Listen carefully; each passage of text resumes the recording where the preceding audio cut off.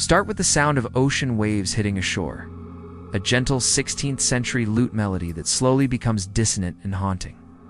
Narrator: every nation has its foundation stories, tales of courage and discovery.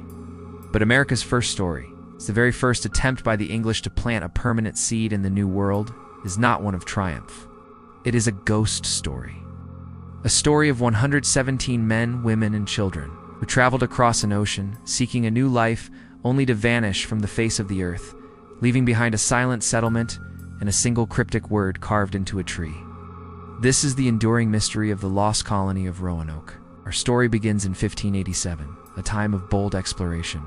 Under the sponsorship of Sir Walter Raleigh, a group of English colonists, led by Governor John White, set sail for the coast of what is now North Carolina. Unlike previous all-male military expeditions, this was a group of families. They were builders, farmers, and dreamers, determined to create a permanent home. Among them were Governor White's own daughter, Eleanor Dare, and her husband. On August 18, 1587, Eleanor gave birth to a daughter, Virginia Dare. The very first English child born in the Americas, she was a symbol of hope, the promise of a new beginning. They re-established a settlement on Roanoke Island, a site of a previous failed expedition. They repaired the fort and cottages left behind, and began the arduous task of carving out a life in the wilderness. But their optimism was soon challenged. Their supplies dwindled faster than expected, and their relationship with some of the local Native American tribes grew tense. It became clear that without a new shipment of tools, food, and reinforcements from England, the fledgling colony would not survive its first winter.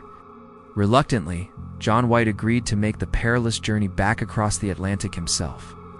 He promised to return as quickly as possible, bade a heavy farewell to his daughter and his newborn granddaughter Virginia, never imagining it would be the last time he would ever see them. What should have been a journey of a few months turned into an agonizing 3-year ordeal. Upon his arrival in England, White found a nation on the brink of war. The mighty Spanish Armada was preparing to attack, and every available ship was commandeered for the war effort. White was trapped, his pleas for a relief vessel falling on deaf ears. For 3 long years he was haunted by the image of his family and his colony, stranded and alone, waiting for a rescue that never came. Finally, in August of 1593, years to the day after he had left, John White finally managed to secure passage back to Roanoke. As his ship approached the island, his heart pounded with a mixture of hope and dread. He saw smoke rising from the island and blew a trumpet, hoping for a familiar tune in response. But the only reply was the echo of his own call across the water. When he and his men landed, they were met with a profound and unnerving silence. The settlement was gone, not destroyed, but dismantled. The houses had been carefully taken down. The heavy cannons and boats were gone. There were no human remains, no skeletons, no signs of a battle or struggle. It was as if the entire colony of 117 people had simply packed up and evaporated. Frantically, they searched for the clue he had arranged before he left. If the colonists had to leave, they were to carve their destination into a tree. If they were in distress, they were to carve a Maltese cross above the name. White found the carving. On a large post at the entrance to the former settlement, one single word was etched into the wood, clear and deep: Croatoan. There was no cross. Croatoan was the name of a nearby island and the name of the friendly Native American tribe that inhabited it. This was a sign of hope, suggested the colonists had peacefully relocated. White was desperate to sail to Croatoan, but a powerful hurricane was approaching.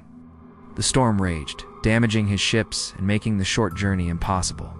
With his crew refusing to risk their lives further, and with a broken heart, John White was forced to turn back to England.